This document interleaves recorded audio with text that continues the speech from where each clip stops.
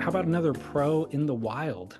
I just had somebody walk by me the other day, and that's all they yelled was I was I was walking down the stairs to surf. They were walking up, and when they were well past, they just said, "Bros in the wild."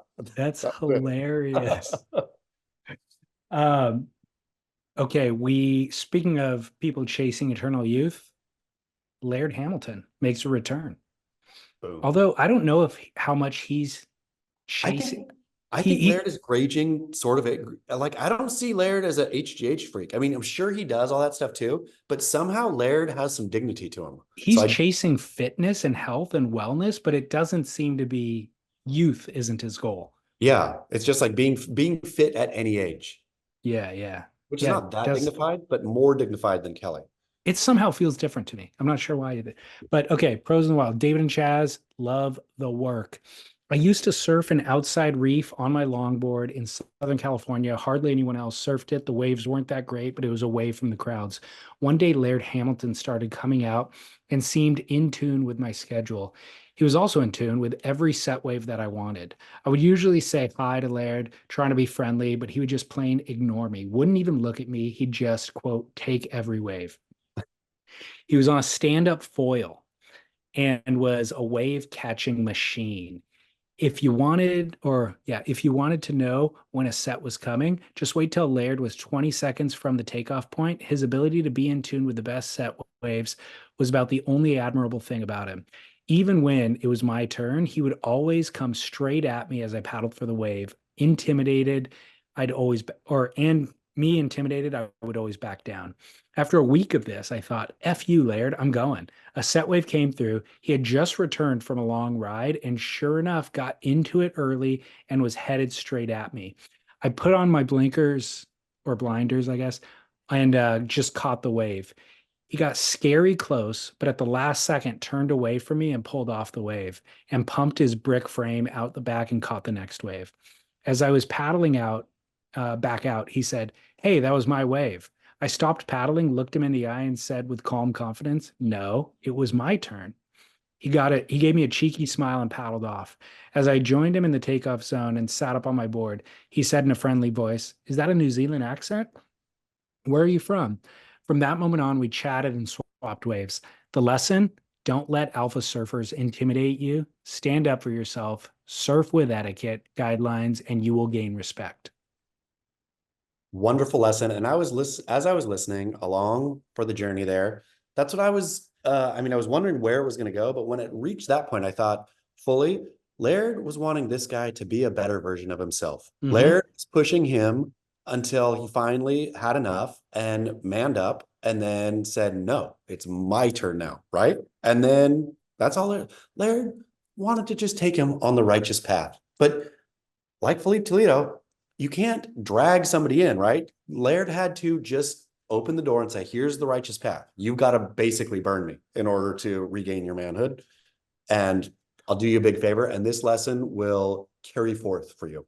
That's exactly what I thought as I was reading it too, was I'm kind of on Laird's side. Like you, and because I do this on a much smaller level too, it's just I'm going until you kind of show that you're adequate surfer enough to know that this is actually your position and your wave and you're going. I'm waiting for you to basically uh either back off or tell me to back off. And so Yeah. that's exactly what Laird was doing. And you're right, this is a more dignified version of Laird. This gives me more respect for Laird, in fact, because he is at least trying to create order in the lineup. He's going to push it farther than I would push it to its limits, but it's also because he's Laird and he can kind of get away with it more than most people.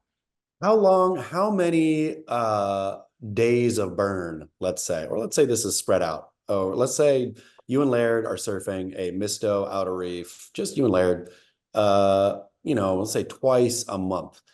How many months would go on before you said, "Enough, I'm paddling"? I'd probably in the second session, I think I would go for Have it. enough. Yeah. I mean, twice a month is not frequent enough to assume that he's going to remember that he's done this to me 5 times. I mean, that's what But I'm saying. but this listener said they'd gotten on the same schedule, and he said after a week. So presumably they're surfing every day together at meaning it's at 10:30. They both have time in their day, and so they've done that for a number of days together. And after a week, he finally decided to do it. But I feel like no matter what, on the second session, I would let one session kind of go, especially because it's Laird. It's like, oh, here's a celebrity surf guy. I'm going to kind of get out of the way and just enjoy. But if we're out there a second or a third day in a And he's row, still getting it. then I'd be like, no, now he's just being a dick because he's seen me out here a couple days in a row and he knows I was going for those waves. So I'd have to say something. I gotta say, like if he was riding a surfboard, I would have been probably let like 2 or 3 sessions go. I mean, because it's not going to on a surfboard anyway. You can't be that quick out to the lineup, and you can't catch waves that deep and whatnot. Like inevitably, you will be in a position that can't be really outflanked by somebody else on a surfboard. On a stand-up foil though, that I would have know. really irked me. I probably would have dropped in on him straight away at some point, like in the first session. I'm just not being able to take a stand-up foil as the thing, Exactly. and then Yeah. giving him, hey man, that's not cool. That your stupid board is dumb. Yeah. So stand-up foilers, it's more egregious when they're breaking the rules because they can break them so much earlier. They Yeah, can catch the wave so much earlier and all that sort of stuff. But what then reduces that or mitigates that factor is the fact that it's Laird Hamilton. the a funny thing would be if it was me, say, or you, knowing who Laird is, knowing all of Laird's stuff, da da da da. If Laird was out there taking every wave, and then Laird, eventually whatever, the same scenario, and Laird said hey, that was my wave, and you said, fuck you, Laird, stand now, now. And you paddled in. What would Laird's response be? Laird cannot get in a fight, right? Like, there's no way he cannot have this as his thing. And so he would have to fully back out of that fight, I would imagine. And you could say, and then you paddle the next day and just keep pointing Laird in. I feel you would own it then. You could take every wave from then on then and say Laird didn't want to fight. The problem is he's riding a device that will slice you in half. So Totally. I know. ultimately, he's not going to fight you. So what are you going to do? Burn him on every wave? He's on a freaking foil, like he's going to burn you on every wave in retribution. And The there's problem is nothing you you can can start do. shooting your board. I mean, I feel there's all kinds of. I feel Laird would be. He's no dummy. Laird would be very lawsuit averse at some point, and I Mm-hmm. feel you could menace Laird off the wave.